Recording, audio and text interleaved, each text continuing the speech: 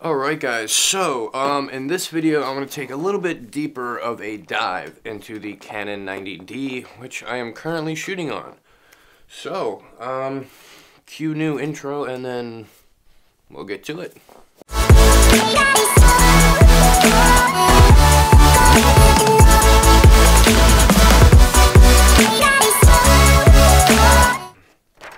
Alright guys, so I took some notes here just to help me make this video a little bit easier and so I can explain things a little bit better to you guys.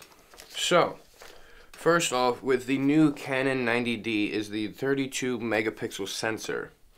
So, while some would argue that you can only see it in 24, I think it is, the 32 megapixel sensor does make for better resolution when you're cropping, for your editing, zooming in while you're editing, and also for printing.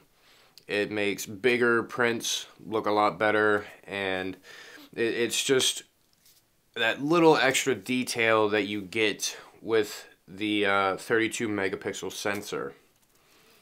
The 90D does have a 30-minute record time, which is pretty usual for their Canon's DSLRs, the 80D, the 70D. I believe those are all 30-minute record times as well.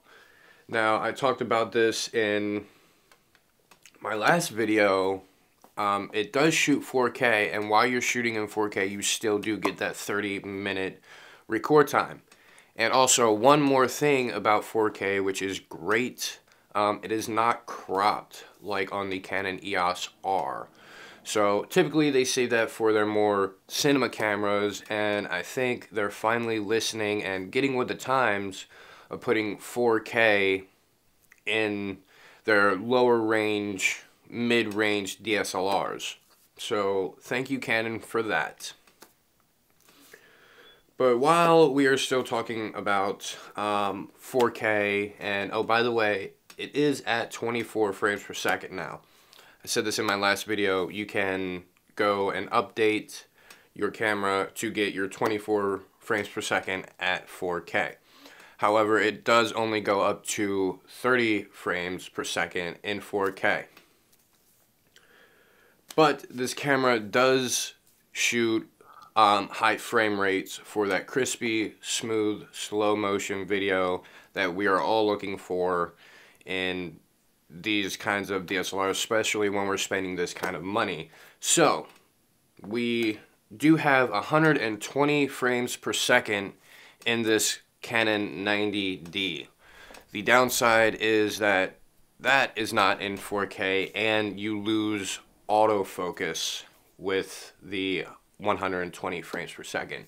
So, maybe in a future update, Canon can at least fix the autofocus. That would be awesome. Canon, if you see this, please do so. At least add autofocus to your 120 frames per second.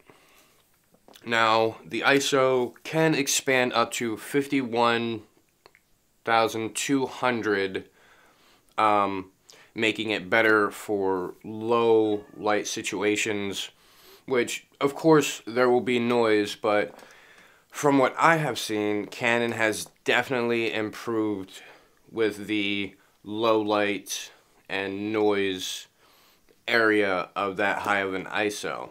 I'm currently shooting at 320 ISO. I try not to go to that high of an ISO. It's just normally not needed. But if you were filming or taking shots at nighttime, that would definitely help. Especially since we've added the Digic 8 processor. So that just basically helps with overall performance and definitely that low light situation. The camera is a lot more responsive, and they can just do, obviously, more stuff with the Digic 8 processor. And performance has just definitely improved with that. Now, to jump back to the recording and shooting side of things a little bit here, they have improved the minimum distance. It is now 9.8 inches for minimal auto-focusing distance. So, say you're out trying to shoot some flowers close up, and you need to get a little bit closer. You can now go up to 9.8 inches to get those nice little details in that flower or whatever you might be shooting. And of course, your lens also definitely helps with that.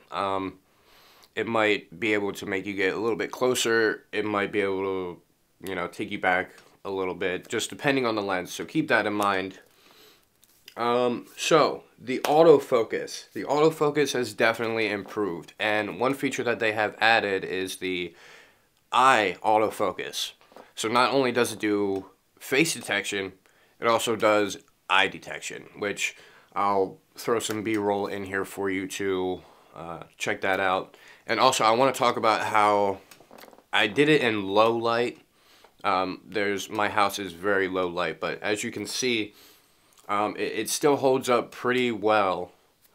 It could use some improvements as far as distance with the eye detection, but I don't know. Once again, maybe Canon can do a software update to improve that a little bit. Let's see, what else is there?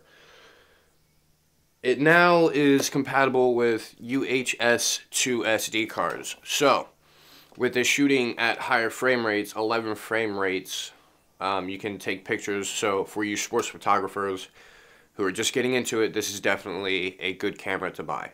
So, speaking of which, you can get those higher SD cards to process those pictures faster, and yeah, have fun with that. Another thing that I like about the Canon 90D is they did not change the battery at all. You can still use the same batteries from your 80D if you have any of those batteries, but those batteries did not change. However, the lifespan on those battery changed. So you can now shoot up to, you can now shoot up to 1,300 shots per battery. Now, if you're doing video in 4K, I am sure that will drain your battery a little bit more, but the battery life has definitely improved on that. And that is about it for my notes, guys.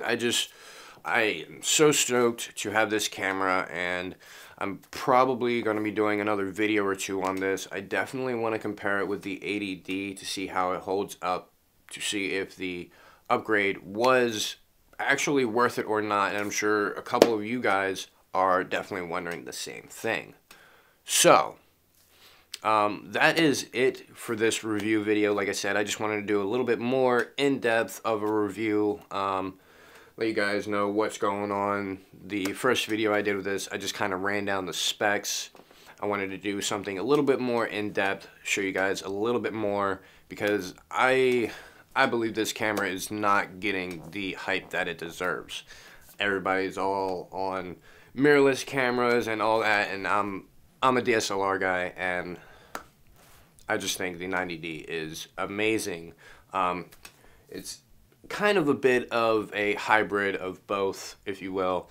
The grip in it is a little bit more mirrorless. It goes deeper, but definitely still feels good in the hand. But anyways, guys, that is it for this video. Remember to give this video a thumbs up, and as always, hit that subscribe button, and I will catch you guys in the next one. Peace.